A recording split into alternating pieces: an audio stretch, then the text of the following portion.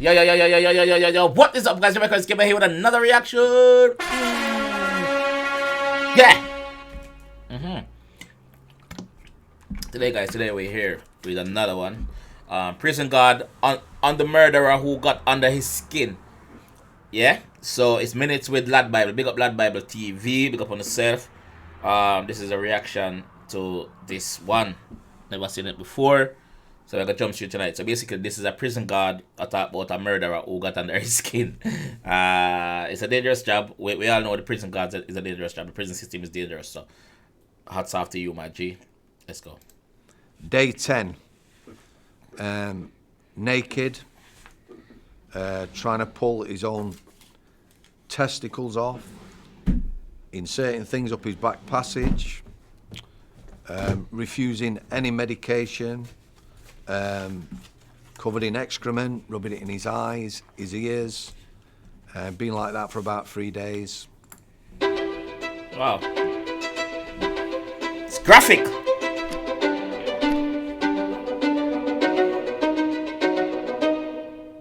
What was your impression of the first time you go into the prison, your first day? The first time I did go in, terrifying.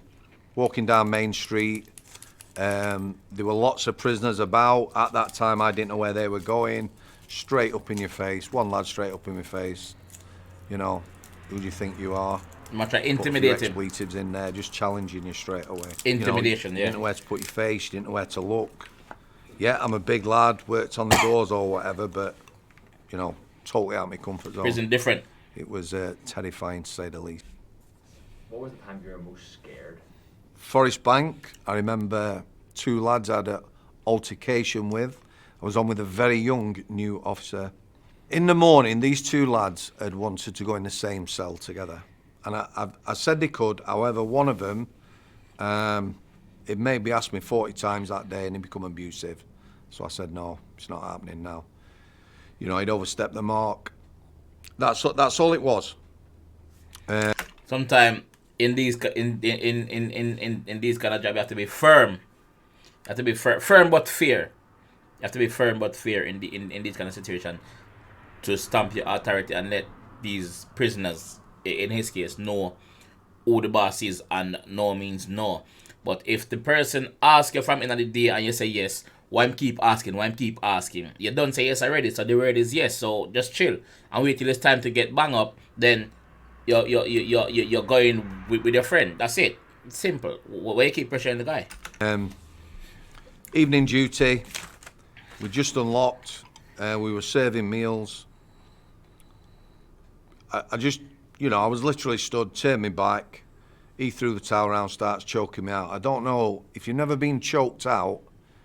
It is a terrifying experience. Any of you that watch fighting, UFC, when people are in chokes, inevitably, you know, the vast majority tap out. Your body goes into panic mode. Yeah. The other lad was punching, kicking me. See, this is, people like this do this kind of stuff because some of them find it better off living in prison. Some of them don't want to come back out on the road. So some of them find it better off living in prison. This guy is doing his job, but this guy here is on probably a life sentence. I try to kill this guy again just to be in prison, or just to be that guy. Like, it's crazy. It's messed up. So doing a job like this, you're not sure if you're gonna go home to your family by the end of the day. Crazy, dog. I shouted at the new officer to press the alarm bell. She went to the end of the wing, let herself off the wing, left the gates open, and handed her keys in. She was gone. She never came back. Wow. That can be terrifying for some people, whether male or female. That can be terrifying because it's not what them sign up for, but it is what you sign up for. You know what I mean? So you have to be, like I said, firm and fair and likable. You have to make some of them actually drawn to you, but don't get too comfortable with them. Because remember, they are prisoners. They are there for allegedly bad stuff. So don't get too comfortable. There's a line. Don't cross the line. When you cross the line, that's when you're in trouble. The lad who was trying to kick and punch me, you know, it wasn't really a concern to me. It was the fact that I was getting choked out. 2 of the cleaners Den and Ben, bless them, came over. One of the cleaners pressed the alarm bell, and the two cleaners sorted these two lads out.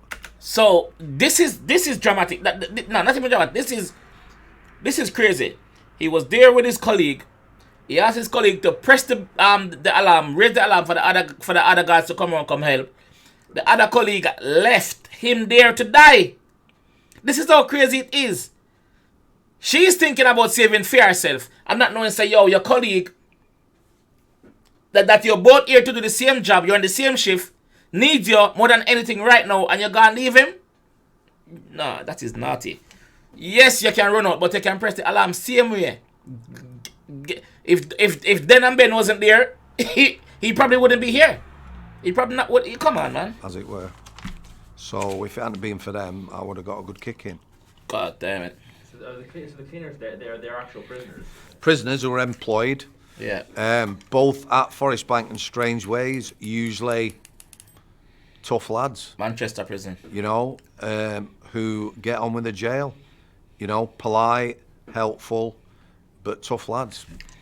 You have some people that when they go to prison, get jobs, keep them head down, sometimes get them sentenced short and good behavior. Sometimes they just want an easy life in prison. They just go there, and some of them just want something to do to make the time goes quicker also. So tough lads, but them would just want to get them sentenced and then gone out.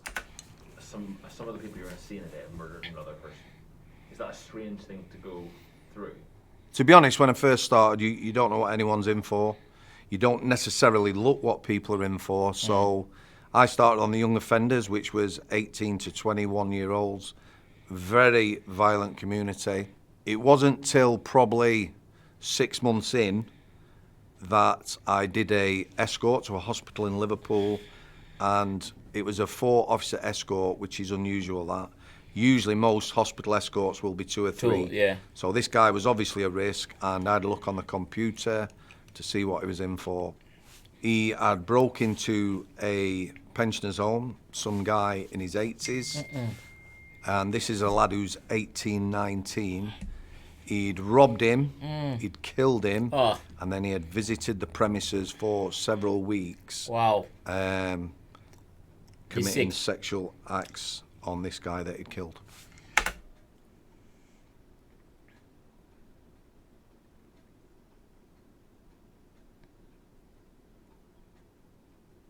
I can't imagine that. That is the heights of sickness. That is the heights of that person. That person shouldn't be in prison with a normal population. That person should be locked away in a box somewhere under the sea, like SpongeBob SquarePants. That's where he should be, under the sea, locked up in a box somewhere, a waterproof box. Just get the box, lock him in there, airtight it, sink it under the sea. You have nobody to talk to. You have no daylight to see.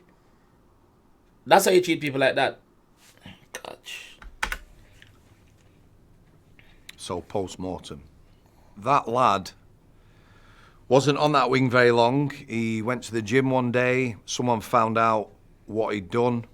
I remember the lad. And he hit him with a dumbbell in the face. He went to hospital, and I never saw him again. You ship him out. That was the first time I'd ever looked at what anyone was in for. And as I'm saying, you can't mix certain prisoner with certain prisoner, brother. A prisoner, they are prisoners, but they're there for different reasons. Some prisoners will say them have morals, which they do. I'm not gonna say they would say. Some prisoners have morals, some prisoners don't. So you can't mix the one them who don't have the morals with the one who have morals. They can't do that. Certain things you just don't go. Children, it's a no-no. Woman, it's a no-no. Old people, it's a no-no, brother. It's a no-no. You see me? So, a person where they're prison for gang banging, drug dealing, whatever, you can't mix a person with that, which is sick. Something, because that person is sick. You gotta kill a pensioner, leave the scene, come back, rape him. What you do? Like, you're not feeling the same prison as we. You're not feeling the same prison, brother. You're not feeling that somewhere else. You're not suitable for yourself. So them are gonna break him up. So the dumbbell, what him get? I hope it is a 30 kg dumbbell him get in him face. I hope it was a 30 kg dumbbell. Not a 8, 30. Yeah. And, you know, obviously that's quite shocking. So They're hard not to resent prisoners who've been there for violent crimes. a lot of it is how people present and how they are with you. We had lots of violent prisoners, child killers on the healthcare, sadly, who, you know, were not problematic. We never clashed. You know, because someone was a child killer, I didn't take a personal dislike to him. I A would. lot of people say, how could you work with people like that? Well, if you're doing the job, you know, I chose to go and work on the healthcare, and they're sort of people who you're going to be working with. But quite often it's how they present. So if someone just gets on with it, gets on with the jail, you know, is polite with the nursing staff. You know, people call me what they like, but people who are rude and abusive to the nursing staff, I won't tolerate that. Straight. Was there ever a prisoner who creeped you out, who got under your skin? Yeah, there was. Who, Without hesitation, yeah, there was. Of course, there was. Let me hear about this guy now. well, I hated really, I disliked that. Mark Bridger when I worked on the healthcare. Come from a little village in Wales. Took April Jones, bless her, and killed her. 5-year girl who was abducted and murdered by did Mark unmentionable Bridges things to her. in 2012. I've tried to explain before, you know, other prison officers have said to me, you've got too close or whatever. Well, when I worked on the healthcare and he was on there, yeah, he's a high-profile prisoner. I was sat at home in Wharton, Manchester. The missus said, will this guy be coming to you? He was on telly. He'd been made Cat A prisoner, so he's gone to strange ways. I knew nature of his offence would be on the healthcare, and when I got there, he was there. Working every day with somebody like that, seeing how they behaved, try and manipulate people and staff. A lot of them, it's all about them. You know the offence because it's high profile. Very difficult to deal with that. I definitely hated that guy. You said that there were the incidents that stuck with you most in your career happened in this mental health wing. Yeah. What were those incidents? We had a lad, talked about this guy a lot. He, probably in his 40s, been to prison 3 or 4 times.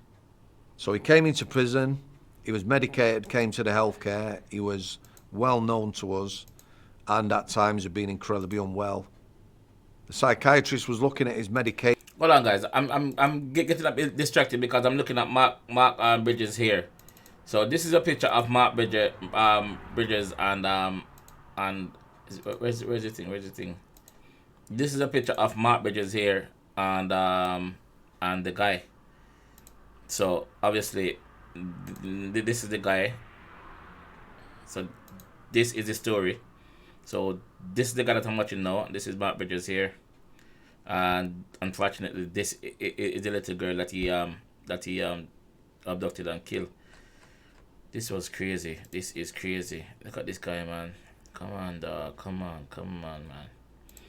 Anyway, back to the video. Sorry, guys.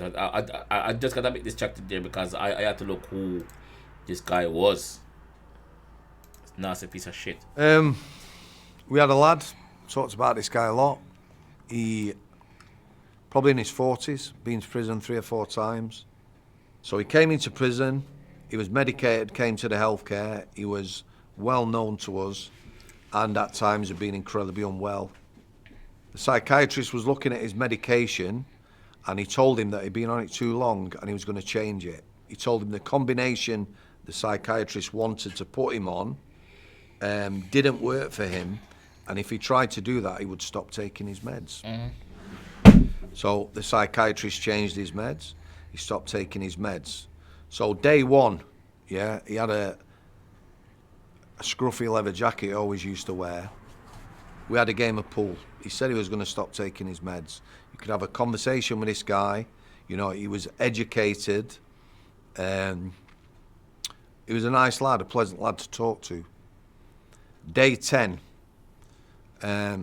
naked, trying to pull his own testicles off, inserting things up his back passage, refusing any medication, covered in excrement, rubbing it in his eyes, his ears, been like that for about 3 days. Desperate, I would say, desperate, and, you know, it was just... Wow. It's not pleasant. He went to hospital, I think, day 11 on an emergency section. So, yeah, 10 days from functioning adult, chatty, playing pool, to To that extreme. naked Yeah. and harming himself. Yeah.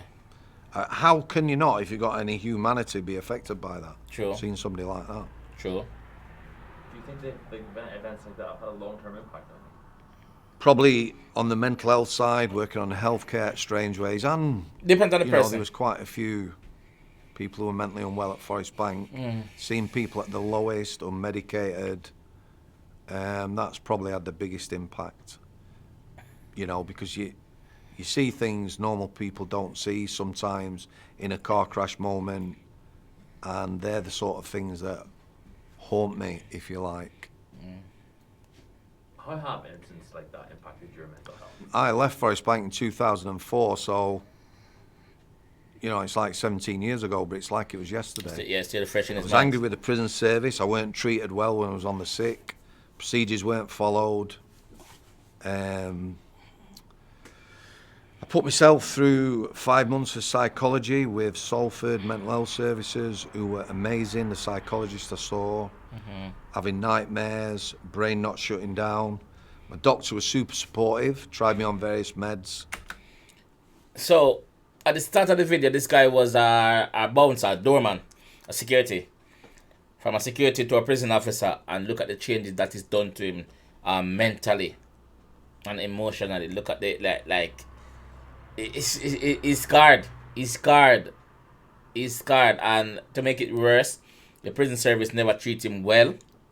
When he was off sick, he probably didn't get pay, or he's probably getting pressure to come back to work, and there probably was spying on him to make sure that he's sick for sure, and stuff like that. I think there's no trust when a company, if you as an employee is off work for whatever reason. I think if you're not a troubled employee, or a employee that likes to give trouble, or make it hard for your employers at times, I think they should trust you to know so you're off work without spying on you and stuff like that. Make sure you get a sick pay, because obviously this is a government institution, so they should be entitled to sick pay. And just make sure say you give him a welfare check, give him a welfare card to make sure say he's good, you know. But a lot of these places don't do that, which they should, because it's in them code of conduct, you know. But let's see. Which did not suit me at all. Things come into my head regular now, they don't affect me as much. I'm a lot calmer. If I don't sleep at night, like last night, because I was coming down London, driving down London, you know, I got up, I know, oh, I'm tired, I'm quite relaxed and calm or whatever, but it definitely impacts. Lots of my friends have left. I've seen officers, good officers who've been in the job a long time. One incident finished a career. In case you're thinking, ask it. No, I don't regret anything I've ever done. I won't change anything. I'd do everything. In case you're thinking of asking, no, I don't regret anything. Obviously, it's clearly seen this show. Obviously, no, I don't regret it. That I have done exactly the same. You know, it's just part of my life experience, as it were. We don't rehabilitate people in prison, yeah? We're not giving them the tools, the care, or anything like that. All we're good at doing is keeping them locked up. When does an ex-con become an ex-con? And that's when he chooses to. Yeah. I think me personally, I think great story by the way. I think these institutions, these establishments should be doing more to support them staff. An example like a prisoner then. Example a prisoner then that's in and out of prison. The main thing should be finding out what the reason is why he's in and out of prison. Try and find a problem to the solution to stop him going out of prison, going back into prison, because a lot of people would get released from prison, but because they have a criminal record, them cannot get a job. make it so that people can get jobs and turn them life around, because there are people out there that make genuine mistakes, that want to be that want to make changes and want opportunity to go on the straight and narrow. But unfortunately, if you have criminal records, certain jobs you cannot get, or a lot of jobs you cannot get because you have a criminal record. And sometimes it's just probably for shoplifting or driving offenses or whatever, but a criminal record is a criminal record. So a lot of these places need to change how them look at prisoners and stop looking down. Because like I said, people do make mistakes, you know. And for the prison officer, big up yourself. You've been through it. The job, a job like that is not easy, especially in an adult prison or a male prison, where you know a lot of these guys are big, they're strong, they're angry, they're vexed with society, and you are the only person that they see. That's you are the first line of contact. So any problem them have, they will take it out on you. So you have to just bear that in mind and just know, like I said, don't cross the line. Don't cross that line. Yes, it can be friendly, and thing, but do not cross the line, because once they cross the line, then a lot of these guys just start taking the piss. But yeah, like I said, a lot of these government, example, the army needs to do more. Me think the army needs to do more for soldiers that's coming out, that's been to wars and stuff and having flashbacks and stuff. They need to do more for those as well. Obviously, there are some charities about and thing where people can sign up to, but a lot of people doesn't know about these charities, you know. So yeah, good one. Anyway, that's just my advice. But big up on yourself still. Respect for watching the video, and if you get this far, leave a like, don't forget, and subscribe around there if you're new, and I'll see you guys in the next one. Alright, peace.